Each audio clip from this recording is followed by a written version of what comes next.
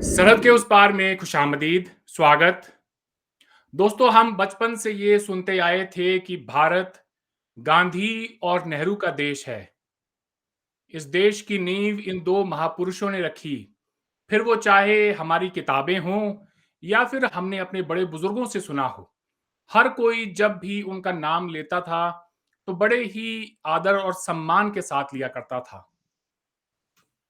वक्त ने करवट ली और आज हम देखते हैं कि महात्मा गांधी हों या पंडित नेहरू हों, उनका जब भी ज़िक्र होता है तो देश में एक बहुत बड़ा तबका ऐसा है जो देश में कुछ भी बुरा होता है, हर इल्ज़ाम उन्हीं के ऊपर जो है वो थोप दिया जाता है। फिर वो चाहे देश की अर्थव्यवस्था हो, देश के अंदर बेरोज़गारी हो, हर वो चीज़ जो कि देश में कुछ भी बुरी नज़र आती है, उसके लिए ये 2 ऐसे शख्स हैं जिनको लोग हमारे यहाँ इल्ज़ाम देते हैं। आज का जो प्रोग्राम है उसमें हम बात करेंगे पंडित नेहरू के ऊपर और इसके बाद ये जो जब सीरीज खत्म होगी तो महात्मा गांधी पर भी बात करेंगे। आज बहुत ज़रूरी है कि हम पंडित नेहरू किस किस्म के इंसान थे, उनकी क्या कमियां रहीं, कहाँ वो अच्छे रहे, भारत की आज़ादी में उनका क्या योगदान था, उसके बाद भारत की विदेश नीति में, भारत की अर्थव्यवस्था में, इस देश को जोड़ के रखने में, ये वो तमाम सवाल हैं जो आज भारत के नौजवान के ज़हन में आते हैं और वो उन सवालों को न जाने कहाँ-कहाँ जाकर ढूँढते हैं। हम देखते हैं कि पंडित नेहरू आज आज़ादी के 74 साल बाद भी उतने ही ज़्यादा उनके ऊपर बात हो रही है जितनी कि जब वो प्रधानमंत्री रहे होंगे, उस वक़्त हो रही होगी। हमें जॉइन किया है पाकिस्तान से वहाँ के बहुत बड़े political scientist professor doctor Ishtiaq Ahmed साहब ने। आपने इनकी किताब जिन्ना साहब के ऊपर जो अभी हाल ही में आई उसका ज़िक्र सुना होगा, Jinnah his successes, failures and role in history. आपने इश्तियाक साहब की जो पंजाब के ऊपर किताब है, पंजाब ब्लडीड, पार्टीशन्ड एंड क्लेंस्ड और पाकिस्तान द गैरिज़न स्टेट, ये कुछ ऐसी प्रमुख मैं आपके सामने किताबों के नाम बता रहा हूं जिनको पूरी दुनिया के अंदर माना गया है और प्रोफेसर डॉक्टर इश्तियाक अहमद को पूरी दुनिया के अंदर उन्हें इस काम के लिए बहुत सराहा जाता है। आपका प्रोग्राम में खैर मकदम है इश्तियाक साहब। बहुत-बहुत शुक्रिया। अब मैं प्रोफ़ेसर एमेरिटस हूँ स्टॉकहोम यूनिवर्सिटी में, जहाँ मैं 48 साल से सेटल्ड हूँ। जी। जी, भारत से हमें ज्वाइन किया है प्रोफेसर डॉक्टर दीपक मलिक जी ने। आप बनारस हिंदू विश्वविद्यालय में तकरीबन 40 साल आपने पढ़ाया और Gandhian institute of studies Varanasi के आप डायरेक्टर भी रहे तकरीबन 12 साल। आपका भी प्रोग्राम में स्वागत है दीपक जी। धन्यवाद। सबसे पहले प्रोफेसर इश्तियाक साहब मैं आपकी तरफ आता हूं और आपसे ये जानना चाहता हूं कि आज जब बात होती है, जिक्र होता है पंडित नेहरू का और उनके ऊपर इल्ज़ाम तराशी होती है, तो आप जैसा विद्वान क्या सोचता है कि ये भारत वो देश जिसके पहले प्रधानमंत्री जिसको जोड़ने के लिए एक मॉडर्न आर्किटेक्ट उनको कहा जाता है हिंदुस्तान का, जब उन्हें अजीब-अजीब नामों से बुलाया जाए या उनके ऊपर इल्ज़ाम साज़ी हो, तो आप पाकिस्तान से हैं, आप क्या सोचते हैं? आपके ज़हन में पहली बात क्या आती है वो बताएँ, क्या ये इल्ज़ाम दुरुस्त है? और अगर आप जो भी आप इसकी वजह समझते हों, वो भी हमें बताएँ ब्रीफ में, उसके बाद हम डिटेल में इस सवाल-जवाब के सिलसिले को आगे बढ़ाएँगे। देखें जी, बिल्कुल ये इल्ज़ाम गलत है, बेबुनियाद है और ये बिल्कुल ज़्यादती है इंडिया के फर्स्ट प्राइम मिनिस्टर के साथ, जिन्होंने जो बेस्ट फ्रीडम मूवमेंट के आइडियाज़ थे, उनकी देखें, एक फ्रीडम गेन कर लेना, एक स्टेट बना लेना इज़ वन थिंग, उसको चलाना, उसको कंसोलिडेट करना, उसको रूल्स और रेगुलेशंस के मुताबिक अ, एक स्मूथली फंक्शनिंग डेमोक्रेसी के तौर पे आगे लेके आना, ये सारा सेरा है पंडित जवाहरलाल नेहरू के। उनके 17-18 साल मेरे ख्याल से क्रिटिकल डिसाइसिव हैं कि इंडिया दुनिया के अंदर एक secular, democratic, liberal with a social message यानी सोशलिस्ट ओरिएंटेड किस्म की स्टेट बना। तो दैट इज़ माय ओपिनियन कि ये जो इल्ज़ाम उन पे है, ये highly unjust and totally unjustifiable. जी, थैंक यू सर। मैं प्रोफ़ेसर दीपक जी की तरफ आता हूँ। दीपक जी, यही सवाल मेरा आपसे भी है कि क्या इतिहास पंडित नेहरू के साथ आज ज़्यादती कर रहा है? क्या उनके ऊपर जो इल्ज़ाम लगाए जाते हैं, क्या वो दुरुस्त हैं? आप क्या समझते हैं और उसके पीछे क्या वजह है? हम इस राय से पूरा इत्तेफ़ाक रखते हैं, जो अभी इश्तियाक साहब ने कहा। जो इल्ज़ाम पंडित जवाहरलाल नेहरू पर लगाए जा रहे हैं, वो बिल्कुल बेबुनियाद हैं। लेकिन एक चीज़ और है, मैं समझता हूँ ये एक षड्यंत्र का भी हिस्सा है, इस तरह के इल्ज़ाम लगाना। क्योंकि जो आज की मॉडर्न हिंदुस्तान है, आधुनिक हिंदुस्तान जो है, उसका अगर कोई मेजर आर्किटेक्ट रहा हो, मेन आर्किटेक्ट रहा हो, तो इसमें कहीं 2 2 बात हो ही नहीं सकती है कि जवाहरलाल रहे। जवाहरलाल ने ही बनाया। और आज जिन परिस्थितियों में जवाहरलाल की नुक्ताचीनी की जाती है, पंडित जी की नुक्ताचीनी की जाती है, लगता है कि जिस बुनियाद पे ये मुल्क बना है, उस पूरी बुनियाद को ये हटा देना चाहते हैं, या जो लोग ये इस तरह की बहस कर रहे हैं, वो इस बुनियाद को कहीं बदल देना चाहते हैं। तो ये एक ऐसी बहस है, ख़ास तौर से हिंदुस्तान में हम लोग जो हैं वहाँ पर, हम महसूस करते हैं कि इसके पीछे एक बड़ा गहरा षड्यंत्र है, एक बहुत कॉन्स्पिरेसी भी है। ये केवल ये नहीं है कि एक एकेडमिक बहस या जनरल एक बहस चल रही है। दूसरी बात एक चीज़ है, हमारे हमको बहुत पहले ही याद आता है, चूँकि यूनिवर्सिटी में जब हम पढ़ाते थे, तो हमसे संघ परिवार के लोग भी बहुत लोग मिलते-जुलते रहते थे, सभी लोग एक साथ रहते थे, कोई उसमें वो बात नहीं थी उस ज़माने में। तो एक ने हमको कहा, और जो बड़ा इंटेलेक्चुअली बहुत क्लियर संघ परिवार का था, और बाद में वो जर्नलिज़्म में गया और अच्छा जर्नलिस्ट हिंदुस्तान का बना। उसने कहा कि देखिए, हम तब तक आगे नहीं बढ़ सकते हैं जब तक कि हम नेहरूवियन स्ट्रक्चर को ख़त्म नहीं करेंगे। तो नेहरूवियन स्ट्रक्चर को ख़त्म करना, ये कहीं एजेंडा है, ये एक एजेंडा भी है। और जो इश्तियाक साहब ने कहा वो बहुत सही है कि नेहरू के बिना तो हम मॉडर्न हिंदुस्तान के पूरे आर्किटेक्चर को की कल्पना ही नहीं कर सकते हैं, उसको समझ ही नहीं सकते हैं, उसके उसके बारे में कुछ सोच ही नहीं सकते हैं। तो उस हिंदुस्तान को ख़त्म करना जिन जिन लोगों का उद्देश्य है, जिनका जिनका जिनका गोल है, मैं समझता हूँ कि वहाँ पर कहीं एक खोट है, दाल में काला है। ये महज़ बहस का विषय नहीं है, ये कहीं एक डीप कॉन्स्पिरेसी है हिंदुस्तान के बारे में, हमारे मुल्क के खिलाफ। मैं समझता हूँ ये मुल्क के खिलाफ चलता है। जो बहस चलाई गई है कि नेशनलिज़्म अ अ, शायद पंडित जवाहरलाल नेहरू उस नेशनलिज़्म के खाँचे में फिट नहीं होते हैं। मैं समझता हूँ कि ये बहस जो है, ये खुद नेशनलिज़्म के खिलाफ बहस है, कि वो उनके पर जो इल्ज़ाम लगाए जा रहे हैं।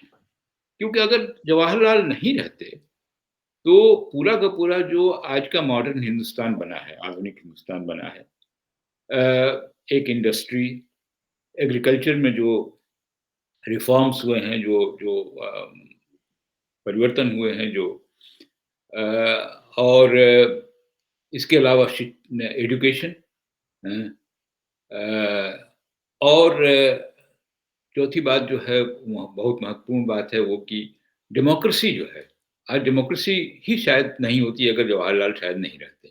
डेमोक्रेसी की बुनियाद जो है वो बहुत ज़्यादा उनके माध्यम से, उनके उनके उनके ही तजवीज़ से वो आई, और वो कायम हुआ, वो कंसोलिडेट हुआ। बात सही है, बिल्कुल कंसोलिडेट हुआ। डेमोक्रेसी के वो टीचर रहे हैं।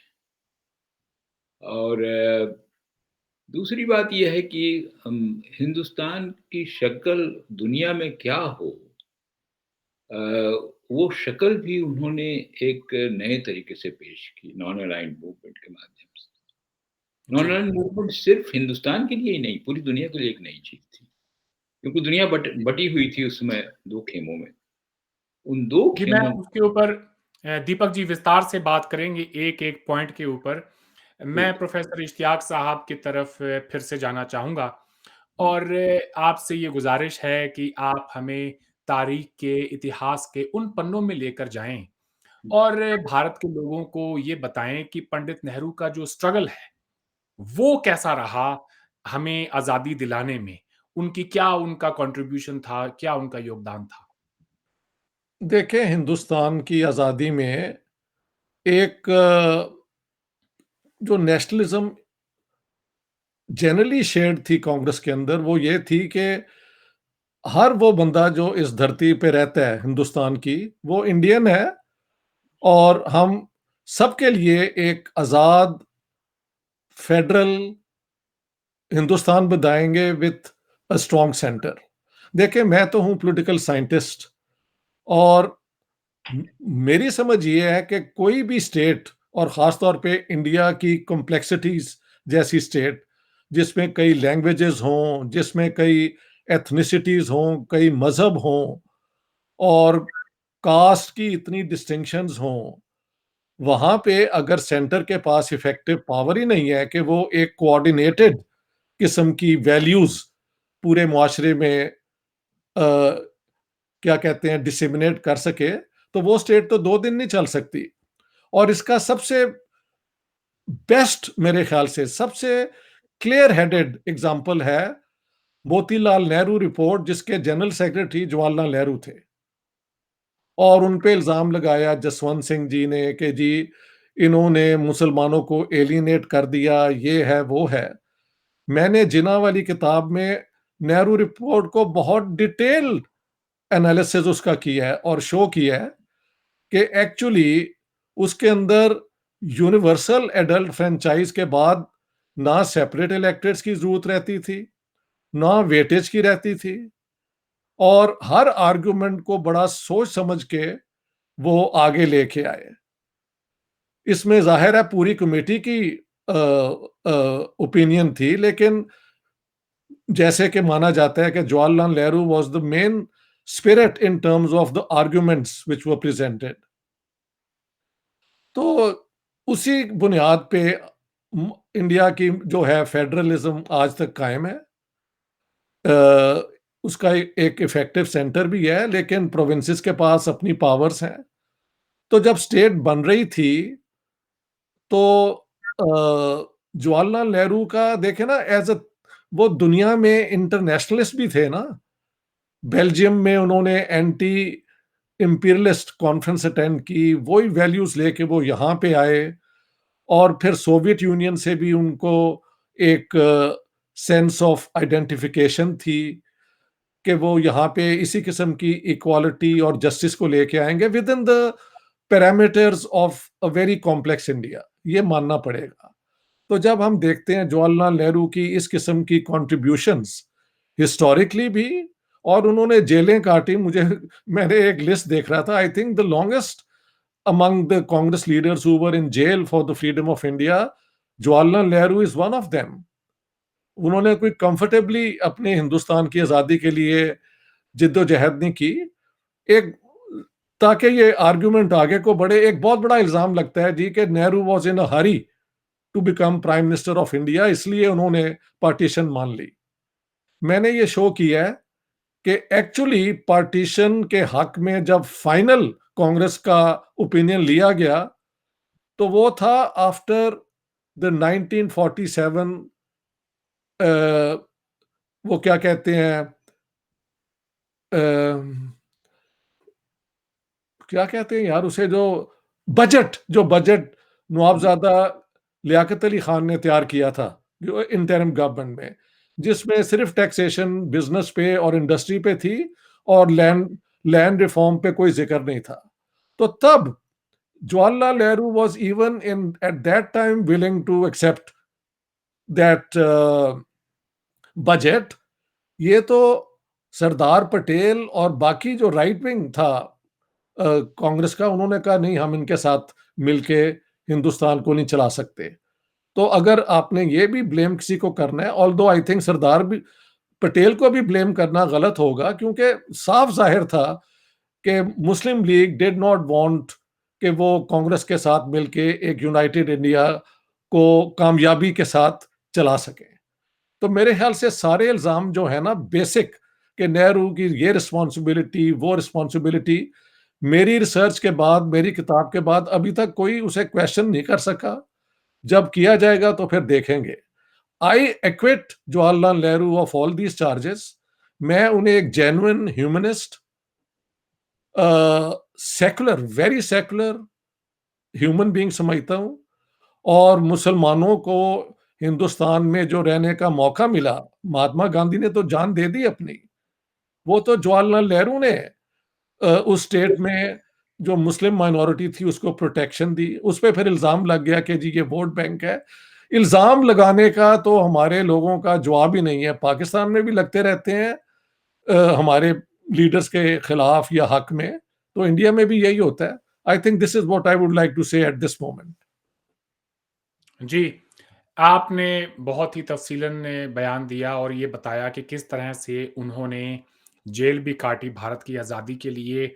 हमारे यहाँ पर जब मैं नौजवानों से मिलता हूँ, उनसे पूछता हूँ कि आपका सबसे बड़ा यूथ आइकन कौन है?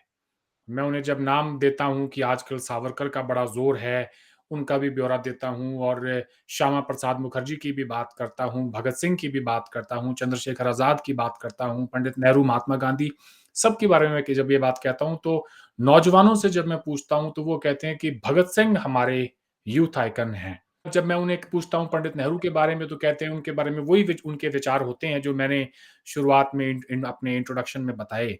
फिर मैं उन्हें बताता हूँ कि 1928 में भगत सिंह ने कीर्ति में एक लेख लिखा और उस लेख में एक आर्टिकल लिखा और 21 साल के भगत सिंह क्या कहते हैं उस लेख में, उसका जो टाइटल है वो ये है कि नए-नए नेताओं के अलग-अलग विचार। और उसमें वो, हालाँकि भगत सिंह का तो कांग्रेस से कोई ताल्लुक नहीं है। फिर भी वो ये कहते हैं कि सुभाष चंद्र बोस एक इमोशनल बंगाली है, एक डिवोटी है एंशिएंट कल्चर ऑफ इंडिया के। और वो ये कहते हैं कि जबकि नेहरू एक इंटरनेशनलिस्ट हैं, वो ये कहते हैं कि उनकी नज़र में बोस एक सॉफ्ट हार्टेड रोमांटिक इंसान है और पंडित नेहरू एक रिवॉल्यूशनरी है। दिमाग को बढ़ाने के लिए उसके उसके लिए जो खाद चाहिए होती है, पंडित नेहरू नौजवानों को वो प्रोवाइड कर रहे हैं, जिसकी आज हमें सबसे ज़्यादा ज़रूरत है। तो प्रोफ़ेसर दीपक जी, मैं आपकी तरफ आता हूँ। आप ये बताएँ, अ, मैं बहुत उदास हो जाता हूँ इस बात को पढ़कर उस रात को 31 दिसंबर 1929 की, जब पंडित नेहरू ने दरियाए रावी के किनारे पूर्ण स्वराज की कसम खाई और अपने झंडे को लहराया और उस देश के लिए मर मिटने का जो जज़्बा उनमें था और जिस तरह की वो भारत की कल्पना करते थे, हमें उस भारत को फिर से दिखाएँ आप। कैसा था वो भारत पंडित नेहरू की आँखों का, जो आज शायद हम भूलते चले जा रहे हैं? पंडित नेहरू का जो भारत था, उस भारत में बराबरी और ख़ास तौर से एक बहुत ही एक ऐसा मुल्क जिसमें तमाम तरह के लोग हों, तमाम धर्म हों, जातियाँ हों, अलग-अलग भाषाएँ हों, अलग-अलग ज़ुबानें हों। इस तरह के एक बड़े मुल्क में अ, किस तरह से एक इकट्ठा एक अल्टरनेटिव बनाया जाए, एक शासन बनाया जाए, एक गवर्नमेंट बने, एक ढाँचा बने। हमारे ख़्याल से पंडित नेहरू की शुरू से ही ये कल्पना थी और दूसरी बात ये है कि पंडित नेहरू इसके बारे में वरीड थे। बहुत सारे लोग आज़ादी की लड़ाई में इन सब सवालों पे नहीं सोचते थे। वो सोचते थे कि भाई अंग्रेज़ चले जाएँ। हुँ। कुछ लोगों का था कि साहब अंग्रेज़ कैसे जाएँगे तो बंदूक पिस्तौल से जाएँगे, ये है वग़ैरह-वग़ैरह। तो वो कहीं-कहीं उसमें एक जिसे कहते हैं एक हीरोइज़्म की छवि भी देखी जा सकती है, उसका उसकी तस्वीर उभरती है। इस वजह से भी लोग कभी-कभी उनकी तरफ ज़्यादा मुखातिब हो जाते हैं। मेरा ये कहना है कि जवाहरलाल पूरे आज़ादी की लड़ाई के दौर में एक ऐसे नेता हैं, एक ऐसे शख्स हैं, जिनके पास हिंदुस्तान का की भविष्य क्या हो, किस तरह का हिंदुस्तान बने, उसका नक्शा भी उनके पास था। उनको उसके नक्शे के बारे में वो सोचते थे। ऐसी बात नहीं कि नक्शा अचानक सब किसी के पास आ जाता है, नक्शे के बारे में सोचते रहे। जैसे लीग अगेंस्ट कॉलोनियलिज़्म में ब्रसेल्स में वो शामिल हुए थे। वहाँ पर उनकी मुलाकात जो सोवियत यूनियन से डेलीगेशन आया हुआ था, नया-नया इनकलाब हुआ था वहाँ पर, उससे और चाइना से भी, चाइना की कम्युनिस्ट पार्टी से भी और बाकी दुनिया में जो लोग भी आज़ादी की लड़ाई लड़ रहे थे इम्पीरियलिज़्म के खिलाफ, सबसे मुलाकात हुई थी और उसके वाइस प्रेसिडेंट भी चुने गए थे उसमें वहाँ पर। तो ये जो एक पूरी उनकी जो दृष्टि है, जो उनका उनका जो नज़रिया है, ये नज़रिया लगातार बन रहा था और वो नज़रिया बनने का एक एक उदाहरण इसमें मैं देख पाता हूँ कि जब वो हिंदुस्तान लौटे अ, तो उन्होंने पूर्ण स्वराज की माँग की, जिसको रावी के तट पे जो बात हुई।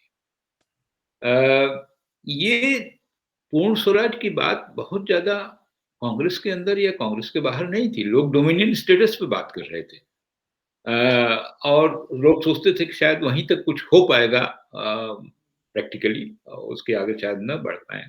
लेकिन जवाहरलाल ने उसमें पूर्ण स्वराज की माँग की। एक एक उनकी जो अ, एक पूरा पूरे दुनिया में जो आज़ादी की लड़ाई चल रही थी, उस लड़ाई से वो इंस्पायर्ड हुए और उनकी एक समझ बनी हैं, कि ये आधा-आधा किस्म का जो ढाँचा है, उससे काम नहीं चलेगा।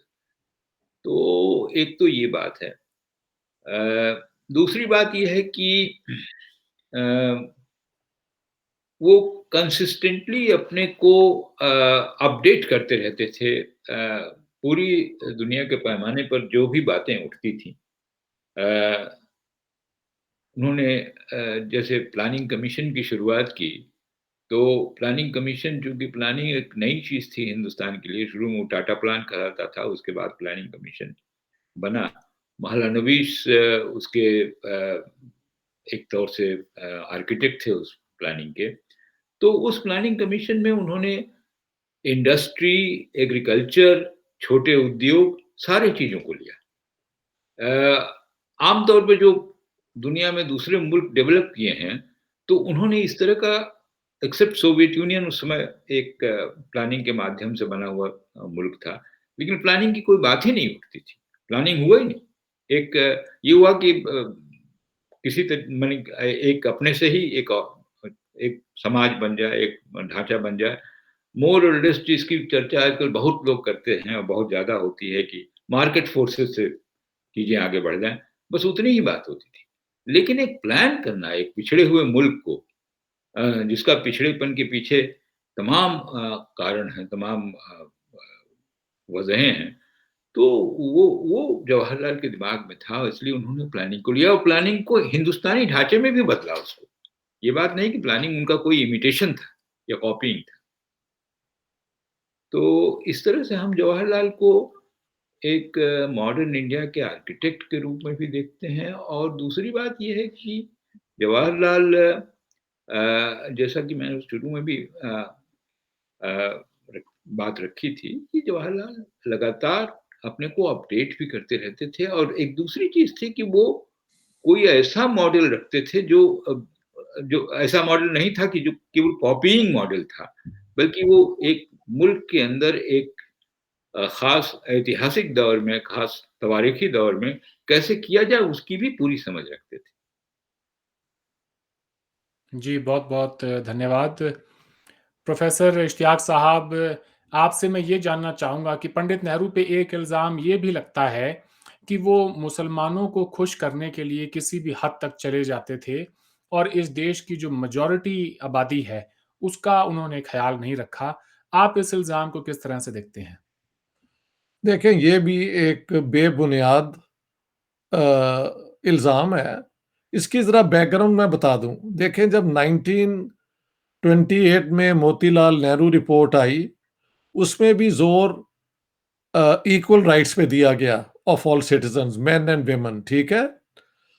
इसके बाद कराची में जो सेशन हुआ 1931 में, उसमें फंडामेंटल राइट्स का जिक्र हुआ और वो सारे सारे फंडामेंटल राइट्स एक ह्यूमन राइट्स की शक्ल आप कह सकते हैं फॉर ऑल सिटीजन्स, यानी इंडिविजुअल्स के वो राइट्स का जिक्र हुआ।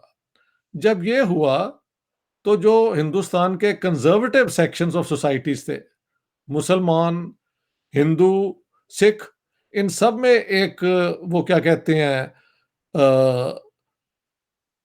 खलबली सी मच गई कि यार ये तो अगर इक्वल राइट्स आएंगे और तो हमारी जो है ट्रेडिशनल कस्टमरी लॉज उनका क्या बनेगा, हमारी रिलीजियस लॉज का क्या बनेगा।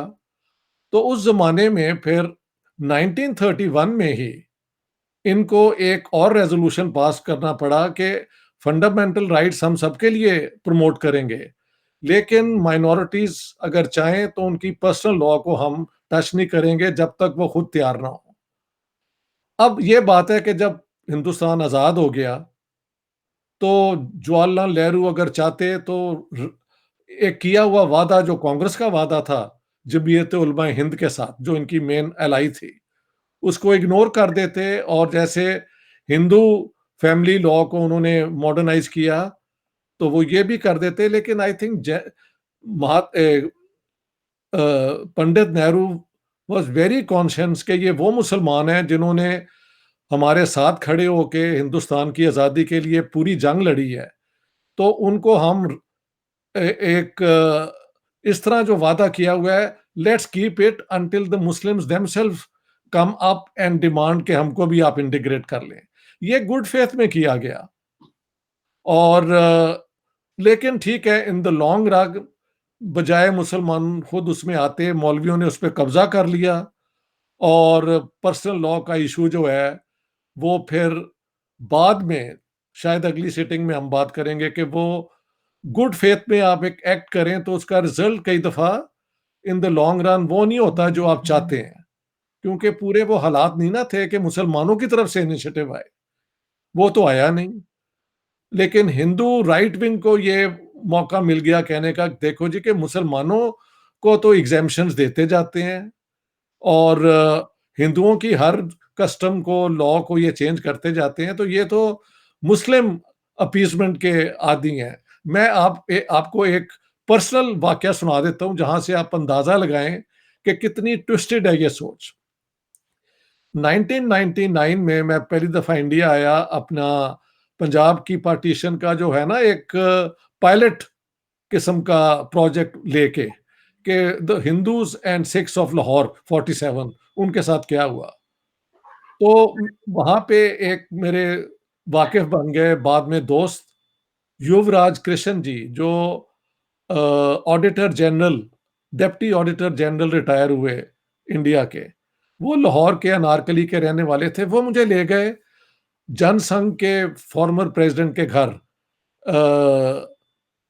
क्या नाम था उनका यार, मधुक। मधुक के, हाँ। जी। मधुक ने जब मुझे मिले तो पहले तो उन्होंने वही किया जो उनको आदत है कि जो मुसलमान हैं वो नीच होते हैं, ये होते हैं, वो होते हैं।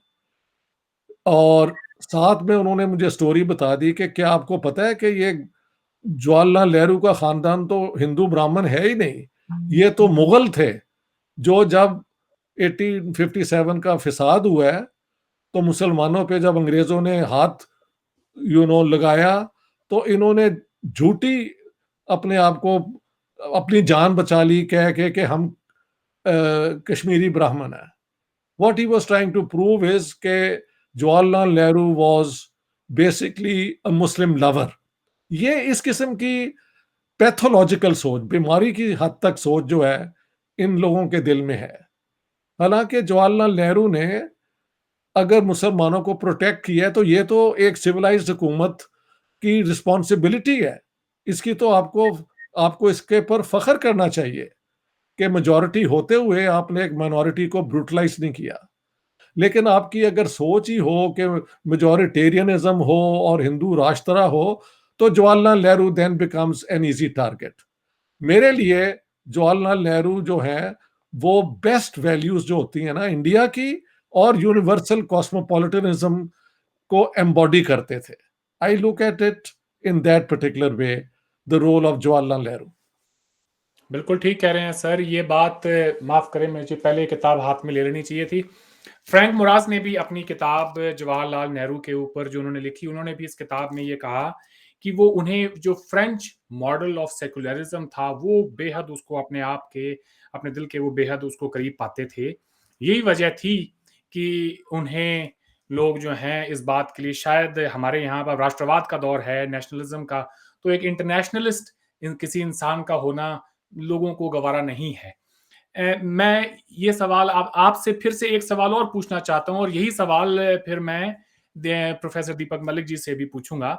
जी, सोमनाथ के मंदिर के ऊपर आपने बात सुनी होगी, जी। तो मैं चाहूंगा कि आप जरा तफसीलन थोड़ा थोड़ा सा उसके बारे में हमें बताएं कि आखिर उनका वहां जाना और वो ठीक था या फैसला गलत था। आप क्या उसको उसको किस मैं तरह से देखते हैं? समझता हूँ ये बहुत बड़ा फैसला था टू शो कि इंडिया जेन्युइनली मीन्स कि it is an India for all communities. देखें हिस्टोरिकल इनजस्टिसेस को अगर हम आज बैठ के एक दूसरे से बदला लेना शुरू कर दें तो वो तो सिविल वॉर है। Jawaharlal Nehru was wise enough, enlightened enough to understand कि जो पहले हो चुका वो आज हम्म, की जनरेशन्स का आप उनको दोष नहीं दे सकते, जो भी उन लोगों में इन्वॉल्व थे। तो सोमनाथ पे जो हमले हुए, 17 हमले किए महमूद गजनवी ने, उसका आज के हिंदुस्तान के मुसलमानों के साथ क्या ताल्लुक है, जो ज्यादातर गरीब लोग ही थे जो हिंदुस्तान की पॉपुलेशन का हिस्सा थे। तो जब ये सोमनाथ की रिकंस्ट्रक्शन की पूरी चली, डोनेशंस कलेक्ट की गई, तो इंडियन जो थे प्रेसिडेंट मेहल राजेंद्र प्रसाद, वो भी उसके सपोर्टर थे। तो एडवाइस किया गया कि जी आप जाके as prime minister of India इसका ओपनिंग सेरेमनी इफ्तिताह करें। ये जवाहरलाल नेहरू की मैं समझता हूँ एक ऑथेंटिक ह्यूमनिस्ट, इंटरनेशनलिस्ट होने की निशानी है कि उन्होंने कहा नहीं, मैं प्राइम मिनिस्टर इंडिया का हूं, मैं प्राइम मिनिस्टर हिंदुओं का नहीं हूं। इसलिए आप जरूर से अपना ये रिस्टोर करें, सेलिब्रेट करें, लेकिन ऑफिशियली स्टेट की वहां पे प्रेजेंस की कोई जरूरत नहीं है। तो प्राइम मिनिस्टर ऑफ इंडिया ने ये ओपनली शो कर दिया कि he is a prime minister of all Indians, irrespective of their religion, creed, caste, whatever. ये मैं इस पे बड़ा मैं समझता हूँ कि Jawaharlal Nehru should be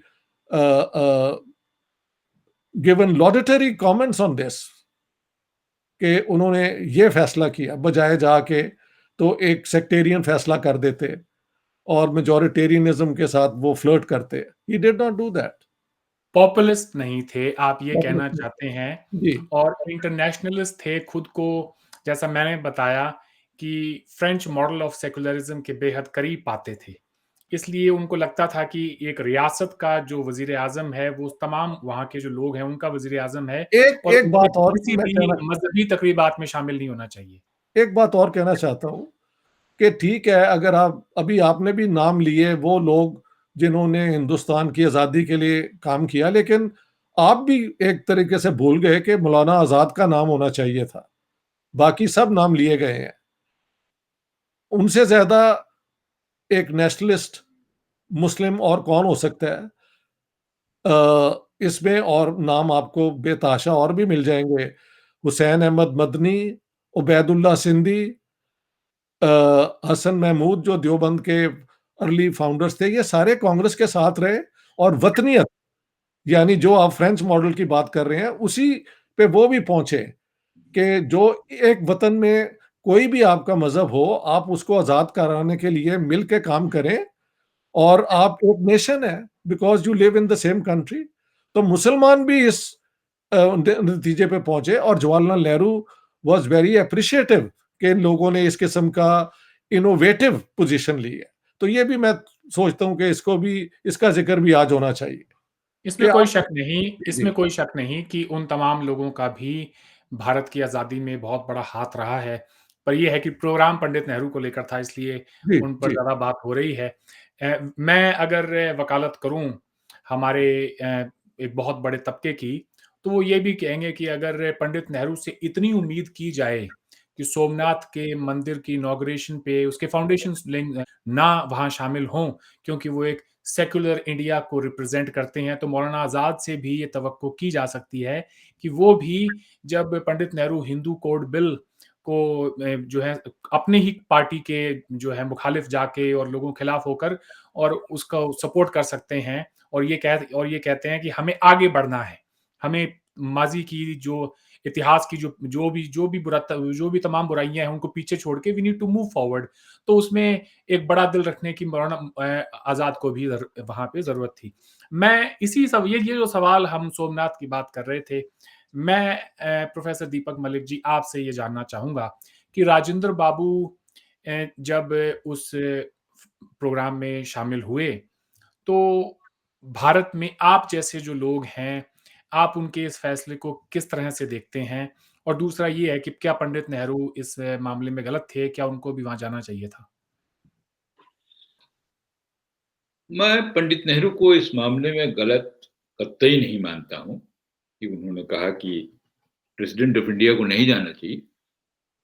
a, उसकी वजह ये है कि हिंदुस्तान एक दूसरे किस्म का मुल्क के तौर पे नए तरीके से आर्किटेक्ट बन रहा था। इट वाज़ बीइंग आर्किटेक्टेड और इसकी समझ हमको लगता है, जैसा मैंने शुरू में भी तस्वीर रखी थी, कि इसकी समझ शायद बहुत कम लोगों में थी। जवाहरलाल अकेले बेचारे नेशन बिल्डिंग में लगे रहे अकेले एक टीचर के तौर पे, एक प्रीचर के तौर पे, एक आर्किटेक्ट के रूप में वो शुरू में शंकर हमारे यहाँ बहुत कार्टून बनाते थे, शंकर शंकर के कार्टून बड़े जी, प्रसिद्ध जी, हुआ। जी। जी हाँ, उन्होंने शुरुआती एक कार्टून बनाया था कि जवाहरलाल बैठे हुए हैं और वो एक हाथ में सितार है, एक में तबला है, एक में ये है, सब कुछ है, सब वही बेचारे कर रहे हैं। तो ये एक जिसे कहते हैं, मैं समझता हूँ कि एक इतिहास की ट्रेजेडी भी है कि एक आदमी को एक बड़ा समूह मिलना चाहिए था, एक बहुत बड़ी जमात मिलनी चाहिए थी जो उनके साथ खड़ी होती, वो नहीं हुआ उस तरह से, बल्कि उनको अकेले ही लड़ना पड़ा, अकेले ही। और इसकी इसकी इसका इसका इसके थोड़े कुछ सबूत भी हैं।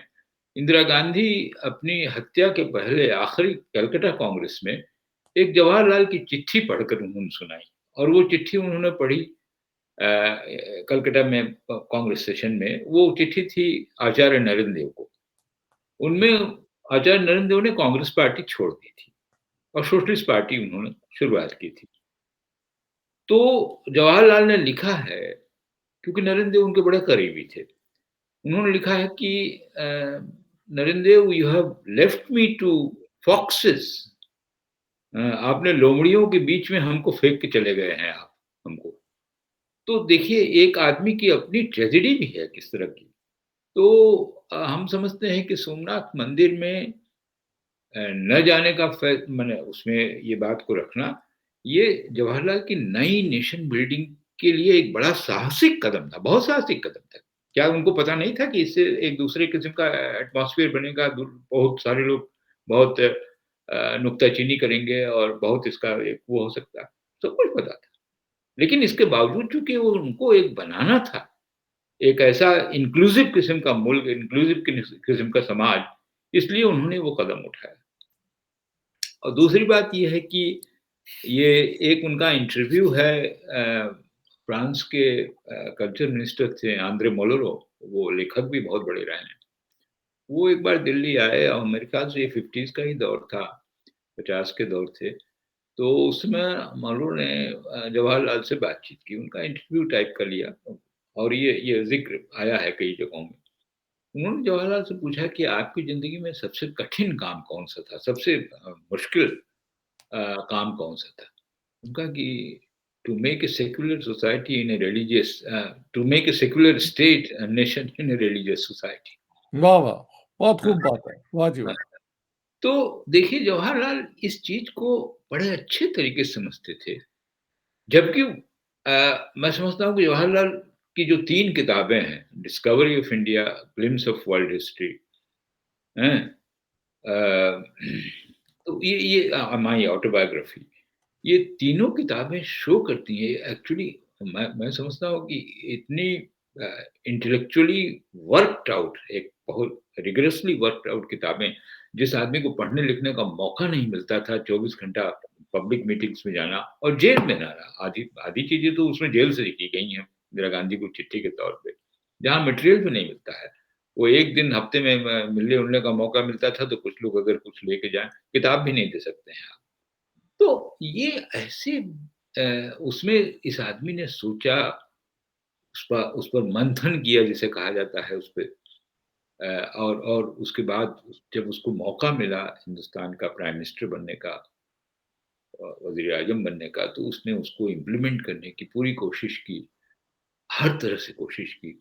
और ये बात सही है कि जवाहरलाल का जो एक ह्यूमनिस्ट और एक अ, नए किस्म के हिंदुस्तान बनाने का सपना था, वो बड़ा गहरा सपना था। उसको वो कहीं छोड़ना नहीं चाहते थे और उसको लेकर ही वो चलते थे और उसको लेकर ही सारी बातें करते थे। इसलिए अगर आप उनके लेटर्स टू चीफ मिनिस्टर्स देखें, जो आप बहुत बड़े वॉल्यूम में आई हैं। महात्मा गांधी की जो चिट्ठियाँ हैं या महात्मा गांधी के जो भाषण हैं, वो 100 वॉल्यूम में जाती हैं। जवाहरलाल के भी लेटर्स टू चीफ मिनिस्टर्स बहुत ज़्यादा वॉल्यूम में गई हैं, नेहरू मेमोरियल म्यूज़ियम ने बाद में उसको पब्लिश किया है। तो उसमें वो लगातार चीफ मिनिस्टरों से ये बात करते थे कि हमको क्या करना है, हम क्या कर रहे हैं और दुनिया में क्या हो रहा है और दुनिया में हमको क्या सोचना है। तो एक आदमी जो लगातार एक एक मंथन के दौर से गुज़रता हो, एक थिंकिंग के दौर से गुज़रता हो, ऐसा माने सौभाग्य शायद दुनिया में बहुत कम दुनिया में मुल्कों को मिला है कि इस तरह का एक आदमी उनका प्राइम मिनिस्टर बने और फर्स्ट प्राइम मिनिस्टर बने, बिल्डेड प्राइम मिनिस्टर बने। ये बात हमको एक बार बड़ी इंटरेस्टिंग तौर से हमको एक सोवियत डेलीगेशन मिला था, उसमें बहुत माने जिसे कहते हैं alternative member of politburo वगैरह भी थे। तो उन्होंने कहा कि देखिए, you are very fortunate, by the way वो बड़े बड़े ओपन थे। उन्होंने कहा you are very fortunate that you had a person like Jawaharlal Nehru as Prime Minister, जो एक शुरुआत कर सके और उसको आगे भी ले चल सके। हम लोगों का दुर्भाग्य था कि नहीं कर पाए। हाँ, वो दूसरे तरीके से इस बात को कहे कि हमारा दुर्भाग्य था कि हम आगे नहीं बढ़ पाए। लेनिन की मृत्यु के बाद सब मामला खत्म हो गया स्टालिन से। तो ये देखिए एक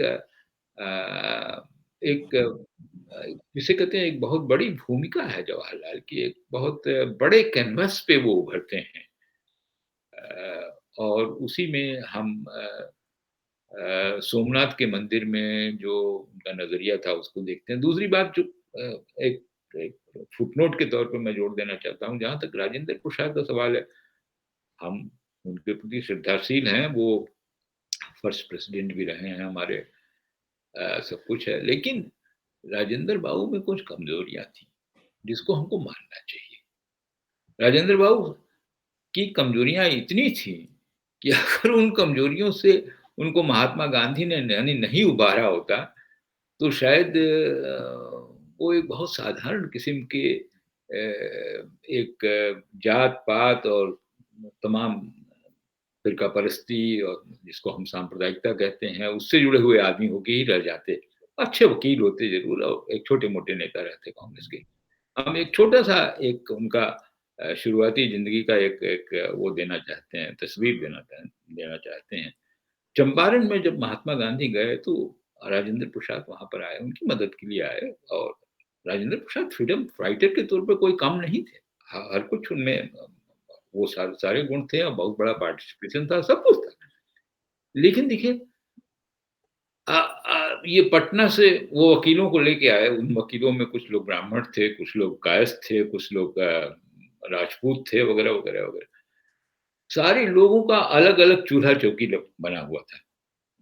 महात्मा ने देखा और कहा बाकायदे, एक तौर से डाँटा राजेंद्र प्रसाद को कि क्या करते हो तुम लोग भाई?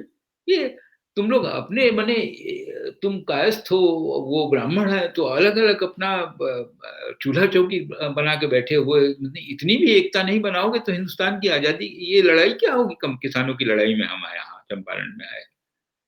तो देखिए बहुत कहाँ से शुरुआत होती है। अगर इस तरह की दृष्टि है और सांप्रदायिक फ़िरका परस्ती वाले सवाल पर भी कहीं-कहीं बेचारे माने हिंदू कोड बिल में बाकायदे he was not very happy Rajendra Prasad. तो उनका जो एक नज़रिया है वो दिखलाई पड़ता है, फ्रॉम टाइम टू टाइम वो दिखलाई पड़ता है।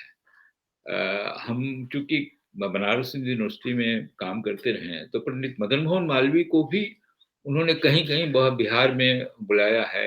इसी तरह के फ़िरका परस्ती की जब बातें आगे बढ़ी हैं, तो उसको उसको उसके बारे में। मदन मोहन मालवीय की उनकी एक पर्सनैलिटी थी। मैं इन स्पाइट ऑफ एवरीथिंग मैं मदन मोहन मालवीय को एक लास्ट हिंदू लीडर मानता हूँ। सांप्रदायिक नहीं थे, फ़िरका परस्ती नहीं थी, लेकिन हिंदू लीडर थे। हिंदू लीडर थे। जी हाँ, हिंदू लीडर थे और बड़े हिंदू लीडर थे। उसके बाद उतना बड़ा हिंदू लीडर कोई हुआ नहीं, क्योंकि जो एक पूरा एक्सपेंशन होना चाहिए एक नज़रिए का, वो उनमें था। हाँ, तो अब ये सवालात हैं कि इस तरह की एक पर्सनैलिटी उनकी रही है राजेंद्र बाबू की, जिसमें कमज़ोरियाँ भी रही हैं, बहुत स्ट्रेंथ भी रहा है। बहुत सारे सवालों पे वो बहुत मजबूती से लड़े हैं। बड़े ब्रिलियंट आदमी थे, कलकत्ता यूनिवर्सिटी के टॉपर थे। बड़े लॉयर थे और बड़ा सिम्प्लिसिटी थी उनकी, बहुत सिम्प्लिसिटी थी। राष्ट्रपति भवन में जब वो आए तो उस तरह का सिंपल प्रेसिडेंट बहुत कम हुए। ऐसी बात नहीं कि बाद के लोग नहीं हुए, लेकिन एक वो और सबसे बड़ी कि कॉन्स्टिट्यूएंट असेंबली के प्रेसिडेंट के रूप में चेयरमैन के रूप में उन्होंने बड़ी अच्छी भूमिका निभाई है, जो मैं कभी-कभी कॉन्स्टिट्यूएंट असेंबली में के बहसों को पढ़ता हूँ, तो उससे उससे दिखलाई पड़ता है कि ही वाज़ जब उनको कोई पोज़ीशन दी जाती थी, तो वो बहुत जिसे कहते हैं ऑब्जेक्टिवली उसको कोशिश करते थे। लेकिन एक दिमाग में कहीं न कहीं कहीं कुछ चीज़ें बनी हुई थी, जो साफ़ नहीं हुई अंत तक। जी। मालवीय जी की आपने बात की कि वो हुँ, बड़े लीडर थे, सांप्रदायिक नहीं थे लेकिन हिंदू लीडर थे। इस बात को भारतीय जनता पार्टी ने भी पहचाना और 2015 में मरणोपरांत उन्हें भारत रत्न से नवाज़ा गया। हुँ, ये बात भी मुझे लगा कि हमारे व्यूअर्स को बतानी चाहिए। इसमें कोई शक नहीं है कि पंडित नेहरू ने इस देश को बहुत कुछ दिया। जब देश आज़ाद हुआ, तो लिटरेसी रेट महज़ 15% था। उसके साथ 90% इम्पोर्ट हम अपना यहाँ पे किया करते थे। हमारे यहाँ के हालात कोई अच्छे नहीं थे, गरीब बहुत ज़्यादा थे। पंडित नेहरू ने हेवी इंडस्ट्रीज़ लगाईं, खेती को नया योगदान दिया, डैम्स बनाए बहुत सारे, आईआईटी, आईआईएम, एम्स जैसे बड़ी-बड़ी संस्थाएँ दी और उसके साथ-साथ जो सबसे अच्छा मुस्बत काम उन्होंने किया, जो कि करना बहुत मुश्किल था इस भारतीय उपमहाद्वीप में, वो ये था कि ज़मींदारी को उन्होंने जो है बहुत बड़े उसमें रिफ़ॉर्म्स लेकर आए और उसमें अगर वो काम ना हुआ होता, तो हम शायद आज यहाँ ना होते। आज आचार्य विनोबा भावे को भी भूदान जो मूवमेंट चली, उसमें उनका भी एक बहुत बड़ा योगदान है, जिसको नकारा नहीं जा सकता। मगर पंडित नेहरू आर्किटेक्ट थे लैंड रिफ़ॉर्म्स के और आज हमें पाकिस्तान से जॉइन किया है प्रोफ़ेसर इश्तियाक साहब ने, ऐसा कैसे हो सकता है कि हम लैंड रिफ़ॉर्म्स पर बात ना करें? ताकि एक हमारे सामने तस्वीर उभर कर आए कि वो जो हमारे बड़े बुजुर्गों का फैसला था, उसका हमारे देश को क्या फ़ायदा हुआ और हमारे पड़ोसी देश जहाँ पे वो रिफ़ॉर्म्स नहीं आए, वहाँ उसका क्या नुकसान हुआ? तो इश्तियाक साहब हमें प्लीज़ बताएँ सर। ये अच्छा है, बहुत अच्छा सवाल आपने किया है। जब कंपैरिज़न होता है ना, तो तब सोशल साइंसेज़ में आप एक चीज़ को बिल्कुल क्लियरली समझा सकते हैं लोगों को।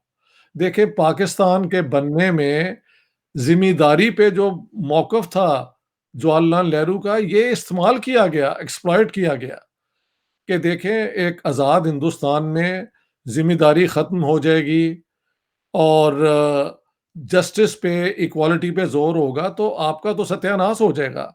ये मुस्लिम लीग के लीडर्स ने जाके पंजाब में, सिंध में, एक हद तक नॉर्थ वेस्ट फ्रंटियर में भी, क्योंकि ज़्यादातर लोग तो अब्दुल गफ़ार खान के साथ थे, एक माइनॉरिटी उनके साथ आ गई और बलूचिस्तान में तो थे ही ट्राइबल लीडर्स। हाँ जी, पाकिस्तान में लैंड रिफॉर्म के खिलाफ शुरू से पोजीशन रही, और तो और 1950 या 49 में पंजाब गवर्नमेंट ने लैंड रिफॉर्म की तरफ जब कदम उठाए, तो उस ज़माने की जो गवर्नमेंट थी नवाबज़ादा लियाकत अली खान की, कराची में मुस्लिम लीग की, उसने उसको ओवर रूल कर दिया और मौलवियों से फतवा ले लिया कि इस्लाम में तो लैंड ओनरशिप पे लिमिट है ही कोई नहीं।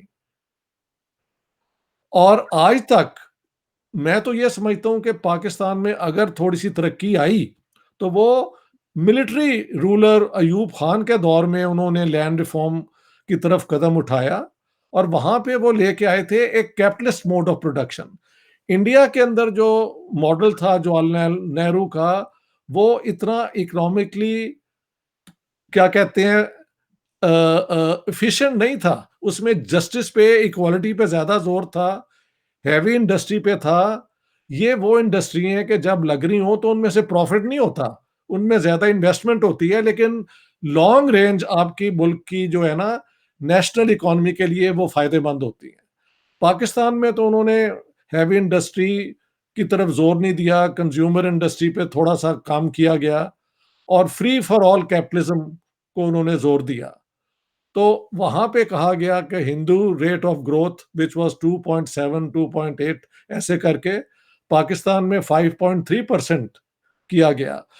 साथ-साथ Ayub Khan wanted to convert feudal land ownership into progressive farms, ताकि लैंडलॉर्ड्स की उसमें इन्वॉल्वमेंट हो। लेकिन जो सीलिंग रखी गई वो क्या थी? 500 acres of irrigated and 1000 acres of unirrigated land, huge land holdings। उसके बाद एक अटेम्प्ट हुआ जुल्फकार अली भुट्टो के दौर में, 150 acres ceiling but individual ownership, जिस ये इस ट्रिक के जरिए एक ही खानदान में 5-5 6-6 7-7 100 वो क्या कहते हैं एकड़ रखे जा सके इंडिविजुअल। मैंने भी रख लिया, मेरे बेटे ने भी, मेरी बेटी ने भी। इस तरह उन्होंने प्रॉपर्टी कोई नहीं दी। तो इंडिया के अंदर तो मुझे अब ये फार्मर्स मूवमेंट में जब देखता हूँ तो पता लगा है कि 2 एकड़ से लेके 15 17 एकड़ is the maximum holding in the Punjab. Amazing. तो आपकी जो मॉडर्न डेमोक्रेसी जो है ना, उसमें उस फ्यूडल क्लास का होल्ड ब्रेक किया गया, मिडिल पेजेंट को मजबूत किया गया और इस तरीके से मैं समझता हूँ इलेक्शंस भी हुए, एक ब्रॉड पार्टिसिपेशन भी हुई। अब आपकी पार्लियामेंट के अंदर बिल्कुल मॉडेस्ट बैकग्राउंड के लोग मैंने देखा आ गए हैं। उसका फ़ायदा भी है, नुकसान भी है। मतलब वो इतने पढ़े लिखे नहीं हैं, इतने सोफिस्टिकेटेड नहीं हैं, but they are all trained on how to function with the parliamentary system. Pakistan के अंदर तो पार्लियामेंट का मज़ाक ही उड़ता रहता है, कभी स्पीकर को जूती कोई दिखा देता है, कभी कुछ होता है। तो वहाँ से ज़ाहिर हो जाता है कि हमारा कल्चर आज तक फ्यूडल है और लैंडलॉर्डिज़्म और लैंडलॉर्ड का जो होल्ड है ना अपने लोकल एरिया पे, वो कायम है। डिस्पाइट के लैंड होल्डिंग्स उतनी बड़ी नहीं रही। इस्लामिक लॉ के मुताबिक लैंड डिस्ट्रीब्यूशन भी हो जाती है ना फैमिली के अंदर, but still by comparison to India, Pakistan is still dominated by the feudal class. तो ये बहुत बड़ा इंडिया के अंदर चेंज जवाहरलाल नेहरू के दौर में आया, जो पाकिस्तान में आज तक नहीं आ सका। जी, उसके साथ-साथ पंडित नेहरू ने भारत के जो जितने भी स्टेट्स हैं, उनको 50s के अंदर वो एक नया कमीशन लेकर आए और रीऑर्गनाइज़ किया। हमारे ठीक जितने भी है। तमाम स्टेट्स को लिंग्विस्टिक बेसिस के ऊपर, कल्चरल बेसिस के ऊपर, जो कि मैं समझता हूँ बहुत ही एक अच्छा मूव था। वो एक तरह से एक बाइंडिंग फैक्टर बना, एक तरह एक ज़बान बोलने वाले लोगों के दरमियान और उन्हें एक सेंस ऑफ नेशनलिज़्म के साथ-साथ एक सब एथनिक नेशनलिज़्म का भी उन्हें मौका दिया गया कि वो उसको भी अपने साथ-साथ लेकर चल सकें। मैं इससे पहले कि आऊँ प्रोफ़ेसर दीपक मलिक जी की तरफ, मैं थोड़ा-सा ये भी बता दूँ जल्दी-जल्दी क्विकली पॉइंट्स कुछ 4-5। पंडित नेहरू ने प्लानिंग कमीशन का गठन भी किया। ये यूएसएसआर का मॉडल था जिसे लेकर वो चले और उनका ये मानना था कि हमें हर 5 साल अपने आगे आने वाले वक़्त के लिए तैयारी करनी है और उसको फिर बाद में इम्प्लीमेंट भी करना है। तो प्लानिंग कमीशन उनका एक बहुत ही बढ़िया एक प्लान था।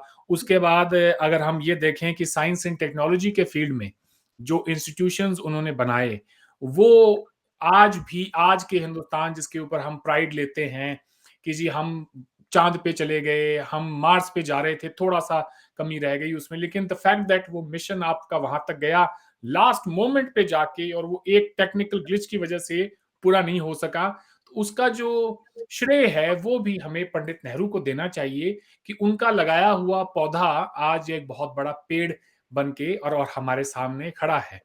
अब मैं आपकी तरफ आता हूं दीपक जी, हमें ये बताएं, पंडित नेहरू ना सिर्फ मॉडर्न इंडिया के आर्किटेक्ट थे बल्कि वो हमारी फॉरेन पॉलिसी के भी आर्किटेक्ट माने जाते हैं और उनकी जो फॉरेन पॉलिसी है, आपसे गुजारिश है कि आप जरा उसके जो उसके जो अहम नुकात हैं उनके बारे में हमें आगाह करें।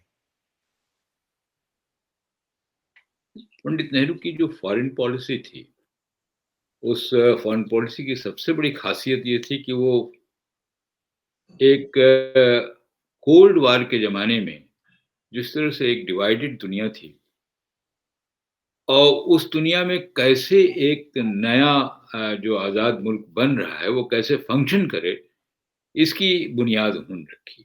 इसकी बुनियाद देखिए दूसरे मुल्कों में नहीं थी, जो डिकोलोनाइज़ेशन के प्रोसेस में जो नए मुल्क बने, शायद उनमें उतनी एक मजबूत समझ नहीं बनी थी जो जवाहरलाल नेहरू की थी। जवाहरलाल नेहरू की ये जो समझ बनी कि हमको एक नॉन अलाइन्ड फॉरेन पॉलिसी लेना चाहिए। ये यूरोप में जो एक न्यूट्रैलिटी की पॉलिसी या पॉलिटिकल साइंस में ये बातें उठती हैं, उससे बहुत भिन्न थी। ये एक डिकोलोनाइज़ेशन का एक प्रोडक्ट था। एक बहुत जिसे कहते हैं कि एक कंसिडर्ड प्रोडक्ट था कि एक नॉन अलाइन्ड मूवमेंट बने, एक नॉन अलाइन्ड ढाँचा बने, जिसमें जो इंटरनेशनल लेवल पे वो एक तौर से नॉन अलाइनमेंट का मतलब होता था आज़ादी। ये दोनों कैंपों से आज़ादी, दोनों मॉडलों से भी आज़ादी, लेकिन दोनों मॉडलों के बीच में भी रहना। उनमें अगर कोई चीज़ अच्छी है, कोई चीज़ अगर काम करने लायक है, कोई वायबल है, तो उसको भी लेना। लेकिन गुलाम बिल्कुल नहीं बन जाना, एकदम बिल्कुल से उसके एफ़िलिएशन नहीं ले लेना। तो ये एक नई दृष्टि थी नेशन स्टेट को बनाने का। और इस मायने में मैं समझता हूँ कि पूरी दुनिया के मैदान में शायद ही कोई रहा हो जवाहरलाल के अलावा जिसने इस तरह से सोचा था। एक एक सिस्टम तो चला आ रहा था, एक इम्पीरियलिस्ट सिस्टम था जिसका कैपिटलिज़्म से जुड़ाव था और वो दूसरी तरफ सोशलिज़्म की दुनिया थी। लेकिन इस तरह की तीसरी दुनिया जिसको एक सोवियत इंटेलेक्चुअल भी हैं, माने थे एक ज़माने में, लेकिन उनसे ज़्यादा थर्ड वर्ल्ड में जो डेवलपमेंट्स हुए, जो जो अ, तरमीमें आई, जो परिवर्तन हुए, जो चेंजेज़ आए, तो उसमें एक एक बात बहुत मजबूती से उभरती है। वो बात ये है non capitalist path of development. माने पूँजीवाद को छोड़कर पूँजीवाद का रास्ता पूरे तरह से न लेकर भी डेवलपमेंट किया जा सकता है और उसी तरह से समाजवाद में भी जो सोशलिस्ट सोवियत समाजवाद था, उसके रास्ते को भी पूरे तरह से न लेकर भी आगे बढ़ा जा सकता है। ये बात जो है, ये हिंदुस्तान में जवाहरलाल ने इसके ऊपर बहुत मजबूती से बात की। मैं समझता हूँ कि ये एक बड़ा कॉन्ट्रिब्यूशन था, बहुत बड़ा कॉन्ट्रिब्यूशन था नेशन बिल्डिंग के कॉन्टेक्स्ट में, जिसका हमें एक अकाउंट लेना चाहिए, जिसको हमको गिनना चाहिए।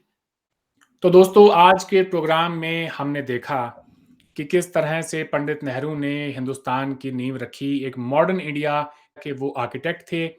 देश को बनाने में, देश को जोड़ने में, ये देश जो कि छोटी-छोटी रियासतों में बिखरा हुआ था, उसे एकजुट किया सरदार वल्लभ भाई पटेल ने। लेकिन उनके चले जाने के बाद उसको एक धागे में पिरो के रखना बड़ा मुश्किल काम था। दुनिया के तमाम बड़े जो विद्वान हैं, उनका ये मानना था कि भारत जैसा देश ज़्यादा वक़्त तक नहीं चलेगा, ये बहुत जल्दी टूट जाएगा। तो आज देखें, आज भी हम 70 साल बाद, 74 साल बाद जैसे के तैसे कायम-ओ-तायम है और हमारा दुनिया में एक नाम है। तो ऐसा नहीं हो सकता कि जो पहला हमारा प्रधानमंत्री हो, हम उसको ये कहें कि जी, उनमें कोई अच्छाई नहीं थी, तमाम बुराइयाँ दुनिया की उनके अंदर थी, फिर भी भारत एक महान देश है। तो जिस देश की नींव ही कमज़ोर हो, वो महान कैसे हो सकता है? तो ये तो एक अपने आप में एक बहुत बड़ा कॉन्ट्रडिक्शन है।